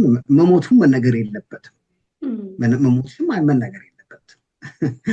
እሱ ነው በደሉ። እኔ አንዳንድ ጊዜ በጣም የእስራኤልን አንብቤያለሁ። አንቺም ሳትሰለችኝ አትቀርም ስለ እስራኤል ብዙ ሰወራ። በይሁዳውያኖች ላይ የተደረገው ኢንዱስትሪያልም ቢሆን ያኛው የተለየም ቢሆን በጣም ተቀራራቢ እየሆነብኝ መጥቷል። አካሄዱም ወደዛ ሆሎኮስት ነው። የአፍሪካ ሆሎኮስት የምለው እንግዲህ ከሩዋንዳ ቀጥሎ ይሄ ነው እና ማነጻጸሬ ሳይሆን ይሄኛው ተሸፍኗል። ያኛው ደግሞ አይተው አትሊስት እነዛ ሪኮግናይዝ ተደርገዋል። ከ3 ወር በኋላ 3 ወር እኮ ነው የቆየው ያኛው። የኛ እኮ በዛ 50 ዓመት እኮ ነው። እሱ እንደማለት ነው። አብይ ወደ ስልጣን የመጣ ሰሞን አካባቢ ባሉት 1-2 ዓመታት ጤነኛ አይደለም፣ የአእምሮ ችግር አለበት ብለው እንደውም አንዳንድ የዘርፉ ባለሙያዎች የሰጡት ስም ነበረ። እንግዲህ ግን አሁን ስታየው አብይ አህመድ የሚያደርጋቸውን ያደረጋቸውን የመጣባቸውን ዓመታት ስታይ የአእምሮ ችግር ነው ወይ የሳይኮሎጂ ችግር ነው ወይስ ደግሞ እንደው አልሞና አቅዶ የሆነ ዓላማ ለማሳካት የሚሄድ አይነት ሰው ነው? የአብይ ባህሪ ስለ አብይ ባህሪ እናወራ ብዬ ነው። በዛው ማያይዘ በዙሪያው ያሉት እነ ዳንኤል ክብረት ብዙ ጥሩ ስም የነበራቸው ብዙ መጽሐፍት የጻፉ ሰዎች ከሱ ጎን ስታያቸው እንዴት ነው ባህሪያቸውን መግለጽ ይቻላል? አዎ እንግዲህ ይሄ በጣም ሰፊ ነው። እኔ ራሴም ስለጻፍኩበት የአብይ 3 ፊቶች ብዬ ጽፌያለሁ። ማኒፌስቶስ ኦፍ አብይ አህመድ ብዬ 3ቱን ነው እንደ ሃይማኖተኛም እንደ የቲያትርም ሰው እንደ ፖለቲካም ሆኖ የሚጠቀምባቸውን ፊቶቹን ነው የገለጽኩት።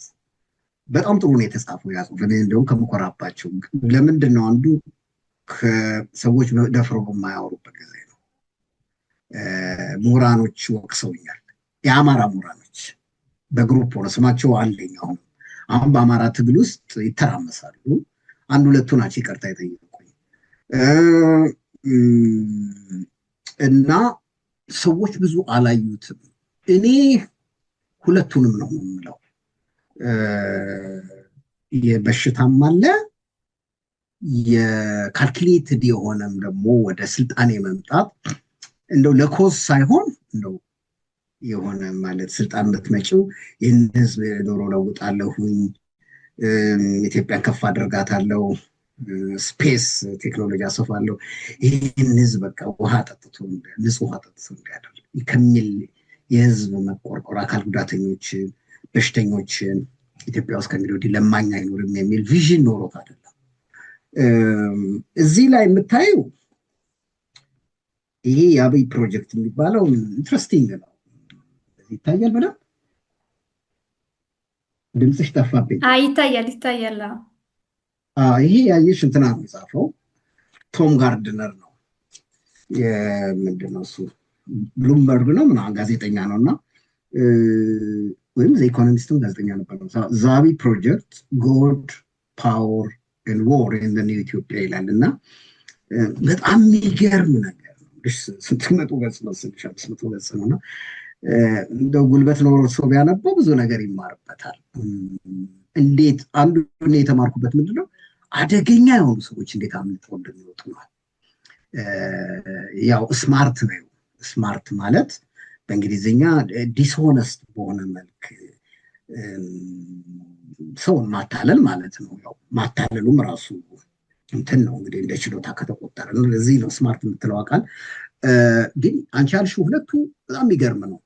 እኔ ሳይኪያትሪን በጣም ወዳለሁ ትምህርቱ ደግሞ በየጊዜው እኔ ዲያግኖስ ብሰጠው በመረምረው ኦልሬዲ መርምሬዋለሁ።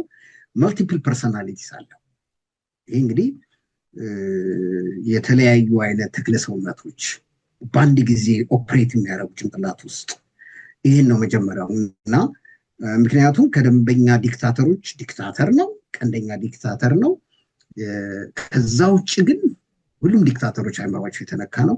ዲክታተር ከሆኑ በኋላ ደግሞ የአእምሮ በሽታ የሚያዳብረው አሉ ማለት የሚያሳድጉ ስታሊንን አይተሽው እንደሆነ በስልጣን ላይ በነበረበትና በስልጣን በፊት የነበረው ባህሪ ተለዋውጧልና ኮርስ ዲክታተር ስትሆኚ የምታሳያቸው ደግሞ ጨካኝ የሆኑ ባህሪያቶች አሉ በስልጣን ላይ ለመቆየት ካለው ፍላጎት የተነሳ። ግን እኔ የምልሽ ይሄኛው መልቲፕል ፐርሶናሊቲ በቀጥታ ዲያግኖስ ብትሰጪው ዲሶሺዬቲቭ አይደንቲቲ ዲስኦርደር ይባላል። ዲሶሺዬቲቭ ዲዲዲ ይባላል እና ያ ምንድን ነው ብትመለከቺ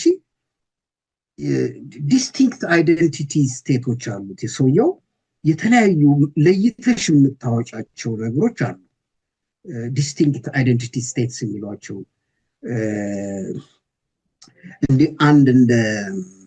እንደ አንድ ሰው ውስጥ እንዳለው ሳይሆን እንደ ብዙ ሰዎች አንድ ላይ ግን ዲስቲንክት የሆኑ እና ሌላው ጋፕስ ሚሞሪ ይሄ የምንድን ነው የሚባለው የማስታወስ ክፍተቶች አሉ። እንግዲህ አሁን አንዳንድ ሰዎች ምን ይላሉ ጋፕስ ሚሞሪ ሳይሆን ሲምፕሊ ነው እንትን የሚለው እንዴ አሁን እኮ ይልሽ በ6 ዓመት ውስጥ የተናገረውን ነገር 16 ጊዜ ነው አውጥቷል። ይሲ ዲዲዲ የሚባለው የዲሶሺዬቲቭ አይደንቲቲ ዲስኦርደር አንዱ ምንድነው ጋፕስ ሚሞሪ ነው። እያሰበው አይመስለኝም በጣምም ኦርኬስትሬትድ በጣምም ተዘጋጅቶም አይመስለኝም። ሁልጊዜ ያው ሁሉም ይጽፉለታል። 5-6 ሰዎች ናቸው ስፒች እንትን የሚያደርጉት ሜንቶር የሚያደርጉት። አፉን እኮ ቤትን ቦታ ላይ ከፍትም ተነግሮት ነው ተሰግስጎ ነው ብዙ ነገሮች ኢንፎርሜሽን ታጭቆ ነው እና አንዳንድ እንግሊዝኛም ቢጠቀም አንዳንድ ቴክኖሎጂ ቢያወራ ተነግሮት ነው።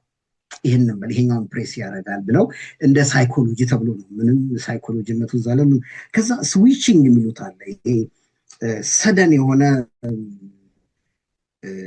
ስዊች ያደርጋል እሱ እነሱም እዛ አካባቢ ያሉትም አሉ። እዛው ስብሰባ ላይ ሆኖ እንትን የለውም መስመር ያለው ንግግር ሳይሆን ስዊቺንግ ነገር ይሆንና ማለት በጣም አብረብት ነው፣ ፈጠን ያለ በስብሰባ ሚኒስትሮች ስብሰባ ላይ እንደዛ ነው። ከዛ አንዱን ያሰናብተዋል ከስራ ከጠቅላይ ከምንድን ነው እስከ ሚኒስትርነት እና ሚኒስትሮቹ የተሰናበቱት ሲጠየቁ አላውቅም ምን እንዳልኩም አላስታውስም። እሳቸው በግራ ሀገር ቤት በግራ ጎናቸው ተኝተዋል መሰለኝ አላውቅም። ይሄ እንግዲህ ስዊቺንግ ነው። ማንም ሴፍ አይደለም አጠገቡ ያለ ሰው እና ሌላው ሴንስ ኦፍ ዲታችመንት ነው ከመሬት ከህዝቡ ከቤተሰቡ ከእግዚአብሔር ዲታችድ የሆነ ሰው ነው። እንግዲህ እነዚህ መልቲፕል ፐርሶናሊቲ የምንላቸው በትክክል አሉ። እዚህ ላይ በጣም የሚገርምሽ በኔ ቶም ጋርድነር ለምሳሌ ድሮ አሉ ገና ስልጣን ከመምጣቱ በፊት እያምታታ ሳለ እንትኖች ወያኔዎች ነቅተው ነበረ። በኋላ ግን በወቅቱ የነበረው የኦሮሚያ ክልል ፕሬዚዳንት እንትን ውስጥ ገባና ብት ውስጥ ልበለው ተወሽቆ ብዙ ወደፊት ሄደ። ማናቸው የሚባሉት አቶ ማናቸው አባዱላ ነው አባዱላ የአስር አለቃ የነበረው ሰው እና ምንድነው ምን ያደርጋል አሉ አሁን ጫማውን አይተሽ ቆንጆ ነው ጫማ ብለሽ ኮሜንት ካረግሽው ዘ ኔክስት ዴይ ጫማውን ገዝቶ ይሰጥሻል እና አቢዩዝም ያደርግሻል። እንደዛም ሊሰድብሽም ይችላል ግን በማጠብቂው ሁኔታ የሆነ ነገር ያደርጋል ነው። ራሱ አንዳርጋቸውም ሲያወራ አንዳርጋቸው ጽጌ ልደቱን ሲያከብር እሱ አያከብርም። አንዳርጋቸው ግን ልደቱን ቀን አስታውሶ ከቤተ መንግስት ይደወልልሃል ተብሎ ከቤተ መንግስት በአስቸኳይ ሲሄድ የቡና ስነስርዓት ተደርጎለት ምናምን ነው የሚባለው ፖፕኮርን ምናምን እንኳን አደረሰ ልደት ዛሬ ነው ልደት የሰውየው ተደራበና ይሄ የማደናገሪያ ነው። እንግዲህ አሁን ያልሽው እኔን በሽታ አለ ነው የምለው። ሁለተኛ በስልጣን ለመቆየት እሱ በገባው መልክ እንግዲህ ከእንትን አይደለም ብዙ ችግሮች ያለበት ነው አስተዳደጉ ላይ። አሁን እዚህም ላይ የጻፈው እሱን አባቱ አይታወቅም ነው የሚባለው። ይሄ ቶም ጋርድነር አንዴ ጉራጌ ነው ይላል አንዴ ኤርትራዊ ነው ይላል እና አስተዳደጉ ላይ ኮንፊውዥን አለ። ማንነቱን አታውቂም። ከሰባተኛ ክፍል በኋላ አልተማረም እኮ ነው የሚባለው በትክክሉ እና በውሸት ነው ያለው እና ይሄ ኢንፍሌትድ የሆነ የተነፋ ትልቅነት አለው ሰልፍ ኢምፖርታንስ ኢንፍሌትድ የሆነ እና እኔ ከበሽታ ጋር የማገናኘው ግን ዲክታተር ከሆነ በኋላ ያመጣቸው ባህሪያቶች እና እንግዲህ ከዛ ባህሪ ራሱ የሰው ባህሪ ያለ አይደለም እነሱ ተደራርበው ነው። ግን እንትን ዴንቨር ኖሯል አሉ ኮሎራዶ እዛ ላይ በጣም ፖላይት ነበር ሰዎች ስናነጋግራቸው ከመሬት ስለ እግዚአብሔር ነው የሚያወራው የሃይማኖት ላይ ነው ያተኮረው እና ያውም የፕሮስፐሪቲ ሃይማኖት አይደለም። አይ ቲንክ የፔንቴኮስታል ቸርች ሄዶ ጥሩ ኢምፕሬስ አድርጎ ነው የወጣው እና ይሄ ሰዎች ብዙ ጊዜ እኔ በጣም እኔ አንድ ሰው በጣም ካይንድ ከሆነ እኔ ላይ በጣም መልካም ከሆነልኝ እጠራጠራለሁ። እኔ ሰዎች እንዴት እንዳልተጠራጠሩ አላውቅም። የመልካምነት አይነት ይመስላል ግን የበሽታ አይነት መልካምነት አጋጥሞሽ አያውቅም? አንዳንድ ሰው አንቺ ራስሽን ከምትወጂው በላይ እኔ እወድሻለሁ የሚልሽ የሆነ ጤናማ ያልሆነ ትንፋሽ የሚያስብ አይነት ፍቅር አለ እና ይኸውልህ የበሽታ ነው፣ የጤናማ አስተሳሰብ አይደለም። ስለሱ የምናገረው ይሄ ነው። ይሄ ተቋማትን የያዘበትን መንገድ እንዴት ታየዋለህ? የተቆጣጠረበት መንገድ ልክ ነህ። ሰዎቹ ያልሽኝን እነ ዳንኤል ክብረት በዙሪያው አንድ ጊዜ ተናግሬ ሁለተኛ እንዳትደግመው ከቤተሰብ አካባቢ እንግዲህ የሚቸገረኝ ምንድን ነው እኔ አብይ ከገባ ጊዜ ጀምሮ ለሁለት ዓመት ስከታተል ማን ነው ሳፖርት የሚያደርገው? ህዝባችንን እኮ ነው ከጫፍ እስከ ጫፍ። ምን አይነት ሰው ነው በፐርሰናሊቲ ደረጃ ምን አይነት ሰዎች? ብዙ ጊዜ ሴቶች ናቸው ኦቨርዌልሚንግ ማጆሪቲ። ሌላ ደግሞ እንደ ይቅርታ አድርግልኝ አድማጮችም ልፍስፍስ ያሉ ወንዶች ናቸው። ልፍስፍስ ያሉ ወንዶች ይህን አስምሪበት አድማጮች ያስምሩ። ሌላ ነገርም መናገር ፈልጌ ነበር ግን ምንድነው በኢትዮጵያ አባባል ልንጠቀመው አይገባም በህዝባችን ውስጥ ያን ቃል መጠቀም። ግን ህዝቡ ራሱ ስፔኩሌት ማድረግ ይችላል። ልፍስፍስ ማለት ምንድን ነው? ምክንያቱም ያ ያሰብኩት ሴክሲስት ነው። እንግዲህ በዚህ በአውሮፓውያን የሚሉት ሴክሲስት ነው። ግን ምንድን ናቸው ወንዶች ይችላሉ እሱ አካባቢ እሱ ሲግናል የሚያደርጋቸው ነገሮች አሉ ወይስ እነሱ ናቸው እየተሳቡ ወደሱ ጋር የሚሄደው ነገር? እኔ ሌላ ጊዜ ጽፍበታለሁ ሸፈንፈን ባለ ቋንቋ።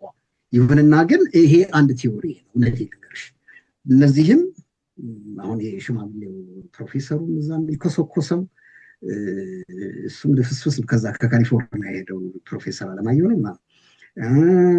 ይሄኛውም ደግሞ ጎንደር ሄዶ ብዙ የሚያወራው ዶክተር ፊሎሶፈር ነኝ የሚለው ዳኛቸው ነው። እነሱ ስትመለከቻቸው በጣም ከፍተኛ ትምህርት ነው ያላቸው። ግን እንደ ወንድ ነው የምልሽ፣ እንደ ሰው ሌላ ነገር ውስጥ እንዳይከተኝ በጣም እንትኖች ናቸው፣ ዊክ ናቸው፣ ደካሞች ናቸው። ጠንካራ ወንድ ከሱ ጋር የሚሰራ እኔ እስካሁን አላየሁኝም። ይሄ ጠንካራ ራሱ ትራምፕ ቢሆን ይሄ ዝም ብሎ ነው። ይሄ ማኑ ግንቦት ሰባት መሪ የነበረው ምንም የሱ ጥንካሬ አይታይም። እና አንዳንዴም እንግዲህ አንዱ ገጽታቸው ሊሆን የሚችለው ምንድነው? አደርባይነት፣ ኦፖርቹኒስት ነው፣ ጥቅማቸው ሆዳሞች ናቸው የሚባለው የአማርኛ አነጋገር በደንብ ይሰራል። ጥቅማቸውን አስቀድመዋል። ግን ያላዩት ነገር ምንድነው? የሰው አይቆይም። የት ነው መግቢያቸው ነው። እና እሱ ይገርመኛል። እና ይሄ አንድ ሌላም ጥናት ሌላ ጊዜ እንመለሳበት። ለምንድን ነው በተለይ ፊሎሶፈሮች ዲክታተሮችን የሚደግፉት የሚል ፖላንደር የሚባል በጣም የሚገርም አለ ሰው ጽፏል። መጽሐፉ አለኝ እዚህ ቤት ውስጥ። በጣም ከባድ ነው መጽሐፉ መረዳት እና እሱን ራሱን የቻለ ጊዜ ወስደን እንወያይበታለን። እና የትም ሀገር ውስጥ አሉ እንደነዚህ አይነት ሰዎች፣ ብዛት የላቸውም እንጂ ፑቲንም ብታዩ ትራምፕ አካባቢ ያሉ ሰዎች ከሱ በላይ ነው የሚጮሁት። ከትራምፕ በላይ የሚጮሁ ነው። ሰይጣኖች እኮ ናቸው ትራምፕ አካባቢ ያሉት። እና እኛም አካባቢ የዛን ኮፒ ታየዋለሽ።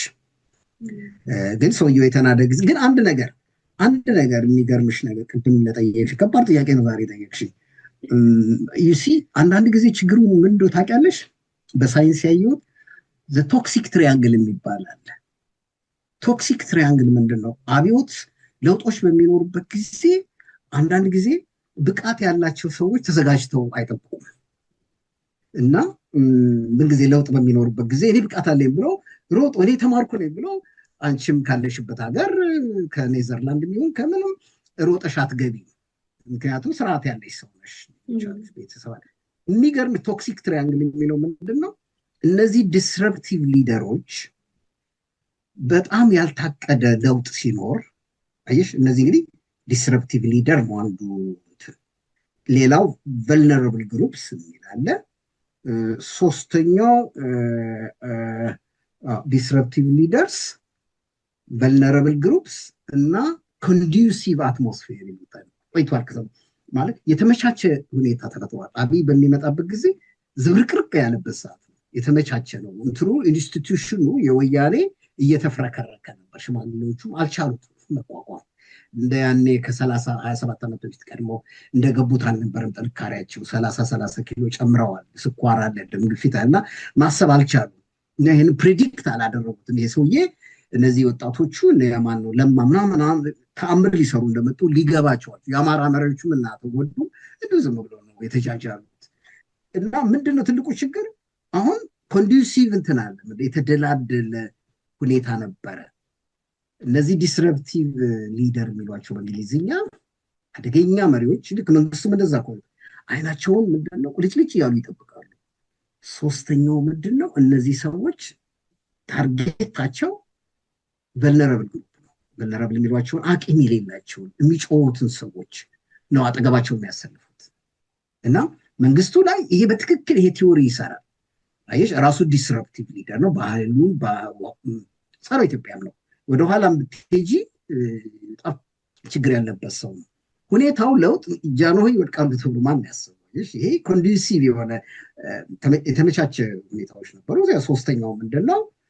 የእሱን አይነት ነው። አጠገቡ ያሉትን አስተውለሽ እንደሆነ እነዚህ ትላልቅ ነው ብዙ ማያስቡ እሱ ብልጣብልጥ ነው። 10 አለቃ ያማኑ ስሙ እንደዚህ 50 አለቃ 100 አለቃዎችን ይሄ እንደዚህ በጣም ሊሞቱለት የተዘጋጁ ይሄ ምንድን ነው የሚባለው? ምንድን ነው? አዎ አንድ ቃል ነበር ጠፋ። ብዙ ጊዜ ሁላችን የምንጠቀምበት መንጋውን ነው መንግስቱን የሰበሰበው። የመንግስቱ ታማኞችን ብትይ ቅርብ ቀን የደርግ አባል ጋር አነጋገር ላይ በደንብ ይሄን ነገር ተወያይተንበታል። ትምህርት ያላቸው ራቅ ብሎ ነው ያሉት። እንደነ ማነው ሻለቃ ብርሃኑ ባይህ፣ ይሄ ማነው የሞተው ፍቅረ ስላሴው ድረስ፣ እኚህ ደግሞ ፍስሐ ተድላ፣ እነሱ ዲስታንስ አላቸው። ግን ቀድመው የሚገልላቸው እሱ መንግስቱ አይገልም እኮ የሚገለው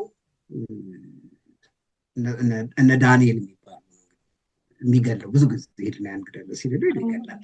እና እነዚህ እንትን ያላቸው ናቸው መንጋ እና ስማርቶ። ሌላ ጊዜ አቤት በሚመጣ ጊዜ በጣም መጠንቀቅ ያለብን እንደነዚህ አይነት ሰዎች ነው። ይህን ቶክሲክ ትሪያንግልን በደንብ ካጠናን እንደገና ኢትዮጵያ ስህተት ውስጥ አስገባ።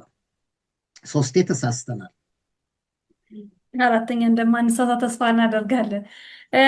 አብይ ተቋማትን የያዘበት ያፈነበት መንገድ በጣም ይገርመኛል። የኦርቶዶክስን ተቋማትም ደግሞ እንደዚህ የሰመኮ እንደዚህ አይነት የመንግስት በሰብአዊ መብት ዙሪያ የሚሰሩ ድሮ ያወጡ ነበረ ሪፖርቶችም ያው የተደበሰበሱም ቢሆነው ሙሉ በሙሉ ነው የቆመውና እንደው የተቆጣጠረበት መንገድ አንድ ብቻውን ሆኖ ነው ወይስ?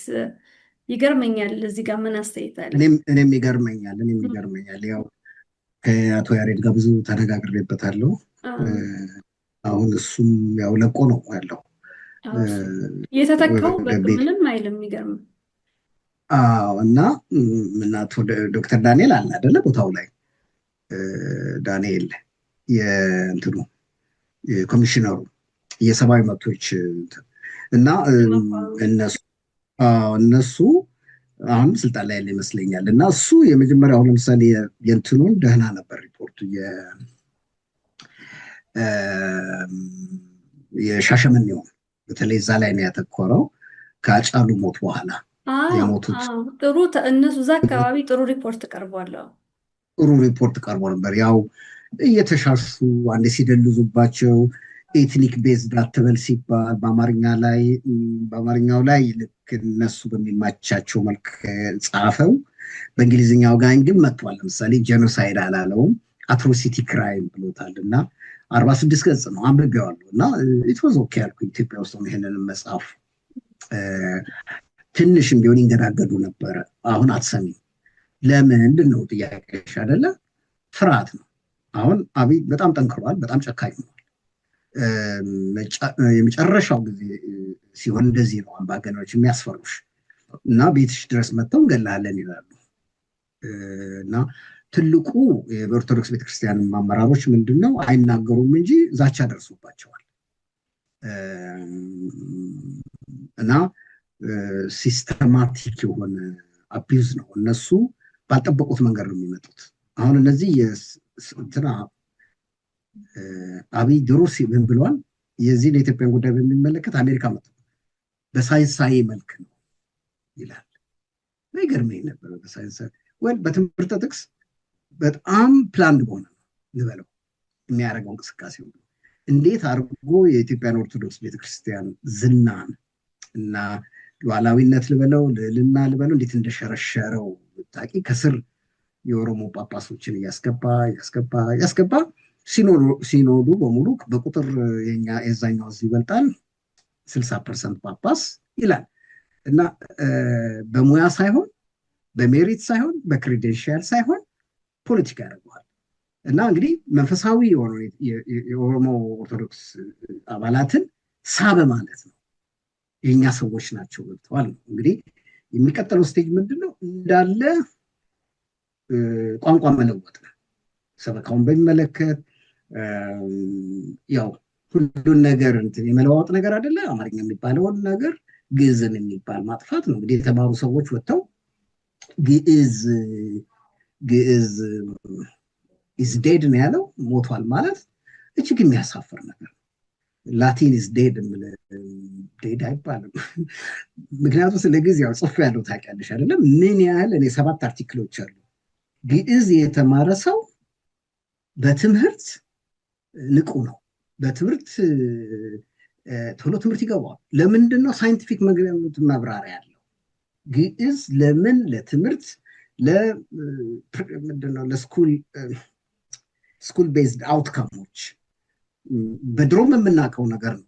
የሰዎች ቤተክርስቲያን ምንድነው አብነት ውስጥ ተምረው ከዛ በኋላ ወደ መደበኛ ሲሄዱ ልጆች በ15 ዓመቱ አንደኛ ክፍል ይገባና በ3 ዓመት 8ኛ ፈተና ይደርሳል። እና ይሄ ምንድነው እኔ ባጭሩ አሁን ጥያቄሽ ውጭ እንዳልሄድብሽ ኮግኒቲቭ ስትራክቸሩን የማሰብ ማስተዋል ያሰፋዋል፣ አምፕሊፋይ ያደርገዋል። ይሄ ዝም ብለሽ ወተሽ ሜዲያ ላይ የምትከራከሪበት ምናምን አለ ሳይንስ አለ አይደለም። ለእምነትም ሲባል አለ ሳይንስ እኮ ነው። አሁን በላቲን ሀብታሞች ሁሌ ምን ያደርጋሉ መስል ልጆቻቸው ሰክሰስፉል እንዲሆንላቸው የላቲን ትምህርት ቤት ያስገባቸው። ላቲንኛውን ተምረው ሲመጡ አእምሯቸው ተቆፍሮ ይመጣል። ልበለው እንግዲህ ቀልል በሚል ቋንቋ ተቆፍሮ ይመጣል። ያ ማለት ምንድነው? አዳዲስ የሆኑ ዘርን እውቀትን ለመውሰድ ያመቻል። ይሄ እንዴት የመጨረሻው ፖለቲካል ሞቲቭ ካልሆነ በስተቀር እና ማሳነስ ነው። ኢትዮጵያን ማሳነስ እኮ ነው። ግዕዝ በጣም በዚህ እኛ ጋር ይሰጣል። እዚህ የሚኖርበት ሀገር ኡፕሳላ፣ ሃምበርግ በጣም ስፔሻሊስቶች ናቸው በግዕዝ። ብዙ ሀገሮች ካናዳ በተለይ ግዕዝ ምንድን ነው? እኛ ጋር የራስ እኮ ነው። የአብይም እኮ ቋንቋ ነው። የኦሮሞ ህዝብም ቋንቋ እኮ ነው ግዕዝ። ምንድነው ችግሩ? የሁላችንም ነው። እዛ አካባቢ የኖርንበት አካባቢ የመጣ ነው ያደገ ነው። ምንድነው የጥላቻ የሚለው ነገር? ያው ሮጦ እንግዲህ ጥላቻ የመጽሐፋችን ጋር ዞረን መጣን አይደለ? ምንድነው እዚህ ድረስ ነው። ለነጮቹ ስነግራቸው ዊዶን ጌቲዝ ነው። ይሄ የተለመደ ጥላቻ አይደለም ነው እዛ ምስራቅ አፍሪካ ውስጥ የተዘራው። እና አሁን በዘመናዊ ቴክኖሎጂ ቅድምም ያላልኩት ነገር አለ። የዲጂታል ቴክኖሎጂ እያባዛው ነው። ይሄ ስፒቹን አልቻልናቸው። ጥላቻ አሁን ከአማራ አካባቢ ወጥቶ እውነቴን ነው ለመናገር ትግራይን ተልትለን እንበላለን፣ ደሙን እንጠጣለን፣ ስጋ እንበላለን የሚል ሰብቻ አላውቅም። ወይም የኦሮሞውን ህዝብ እንዲህ ነው የሚባል አልሰማም። ዋይ ከዛ አካባቢ አማራን ሃርቫርድ ተማረ ልጅ ነው አይደለ? ብዙዎቹን እንትን ዳውንሎድ አድርገነዋል። ስጋውን በልተን ደሙን ጠጥተን የሚለው እና ሴቶችም ሁሉ ከዚህ ከምንድን ነው እሱ ያስፈራል ማለት ዋይ ነው የምለው። እንደዚህ ጥላቻ ምን ነገር ነበረበት ወይ? ወደ እርቅ ለምን አንሄድም? ወደ ሰላማዊ ንግግር ለምን አንሄድም? እንዴት ኢትዮጵያ ትዘልቃለች በዚህ ሁኔታ? አሁን እነዚህ የሚለፋድሉት ሁሉ የሚሳደቡት ምንድን ነው የሚያስቡት? እውነት ለመናገር አሁን በዚህ አይነት ሂደት የት ልንደርስ ነው? ማንም እኮ እዛ አካባቢ አይኖራትም። ጥፍት ነው የሚለው ያ አካባቢ እና አዋቂ የለውም። አዲሱ አስተዳደራችን ትልቁ ችግሩ ምንድን ነው? ትልቅ ሰው የለም። የልጆች ጨዋታ ነው ያለው ነው። በጣም አመሰግናለሁ። ጥሩ ቆይታ ነው የነበረን። እንደው ግን እንደ መጨረሻ ማጠናቀቂያ እንዲሆነን ስለ መፍትሄ ስናወራ ስናስብ ፋኖ እናስባለን እና ትግሉ በአጭር ጊዜ እንዲቋጭ በተለይ ደግሞ ጥቃቶችንም ስላነሳን ጥቃቱም እንዲቆም ትግሉ መቋጨት ስላለበት ከውጭም ከዲፕሎማሲም አንጻር በአጠቃላይ ፋኖ ምን ማድረግ አለበት በሚል በምክር ሀሳብ ውይይታችንን እንጨርስ። ፋኖ ምን ማድረግ አለበት? ቀላል ነው። ፋኖ አንድ መሆን አለበት። ነጮቹ የሚሉት ይሄን ነው። ዲፕሎማቶቹ ማን ነው ፋኖ ነው? እዚህ የሆኑ ሀገሮች ውስጥ የተወሰነ የፋኖ ተወካይ ይምጣና ስሙን ሀገሩ መናገር አልፈልግም ይናገር ተባለ። ማንን ነው ማቅረብ የምንችለው? ምክንያቱም የትኛው ፋኖ ዘርፍ ነው ያን ግለሰብ የወከለው? እና አሁን ግራ የገባው ምንድን ነው? በዚህ በውጭ ባለው የውጭ የፖለቲካው እንትን ዘርፍ ወይም ፋኖችን የሚወክል ቡድን አለ። መቼም ያው የግሎባል የተለያዩ አሉ። ግን እንዲህ ግለሰብ ደረጃ እንደው ማንን እናናገር ሲሉ በጣም ነው ግራ የሚገባቸው። እኔም ግራ ነው የሚገባኝ፣ አንቺም ቢሆን ግራ ነው የሚገባሽ። ማን ነው የፋኖ ተጠሪ? ማን ነው ፋኖ ሊወክል የሚችለው? እንዲህ አይደለም። ሁሉም ሀገር የኢንሰርጀንሲ ሙቭመንት ውስጥ ተቃውሞ ውስጥ የታወቀ ተወካይ ይኖራል። እዛ ሀገር ካሉት መሪዎች ውጭ ማን ነው በዲያስፖራ የነሱ ወኪል ነኝ ብሎ ከነሱ ሌጂቲሜሲ አግኝቶ ካሉት እንግዲህ ስንት እንደሆኑ አላውቅም። ለጊዜው አንድ ሁለት አሉ ትላልቅ ዘርፎች፣ ግን እነሱ አንዴ ተዋህደው መልካም ሰላም ናት የኔ ተወካይ ብለው ሲወስኑ የዛን ጊዜ ቀለል ይላል። ያ በጣም ነው። አሁን ስቴት ዲፓርትመንት ውስጥ ፋኖ መሪዎች ይምጡ ሲባል 8 ነው 9 ነው የሚተለተሉት እና እሱ ነው የስቴት ዲፓርትመንቱ ትልቅ ችግር የሆነበት። ምንድነው ሁሉም እኔ ፋኖን ወክላለሁ እያለ ነው የሚሄደው። ከኛም ሌጂትሜሲ የሌላቸው ሰዎች በጥርጣሬ ያየናቸው ድሮ በመንግስት መዋቅር ውስጥ ከፍተኛ ስልጣን የነበራቸው ሰዎች ናቸው ስቴት ዲፓርትመንት ሲተራመሱ የምናያቸው። እና ምንድን ነው ማነው ንጹህ ሰው ከልቡ ወደ ፋኖን የሚወክል የሚለው ነገር ወሳኝ ነው። ፕላስ የተጀመረ ጥረት አለ። ሁሉንም ፋኖች አይ ቲንክ እስከ 11 ተወካዮች ያሉበት በየጊዜው ይሰበሰባሉ።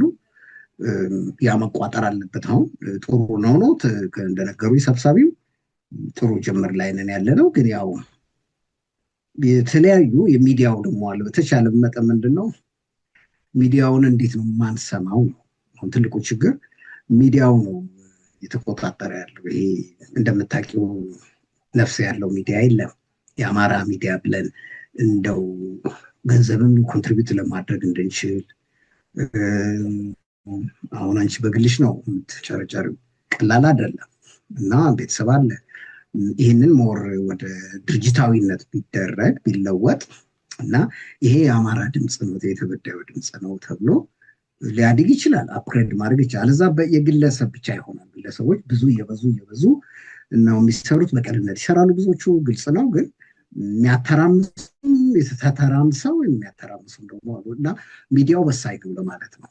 እና ሁለተኛው ያልኩሽ ያው ወኪል የፋኖ የውጭ ኃይል ማን ነው የሚለው ነገር ላይ ከተሰራበት ፋኖ ካላሸነፈ እኔ መልክ ይኖረዋል ብዬ አልገምትም።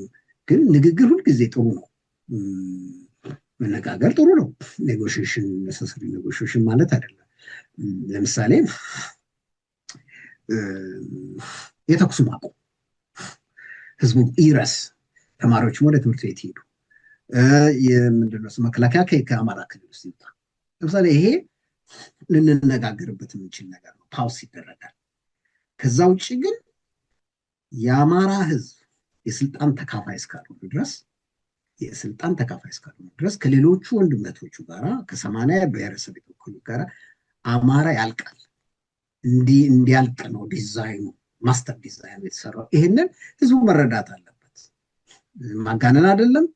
50 ዓመት ተከታትየዋለሁኝ። በተለያየ መልክ ለአማራ የሚተኛ የለም። አማራ ኃይል ሲኖረው ብቻ ነው የሚከበረው።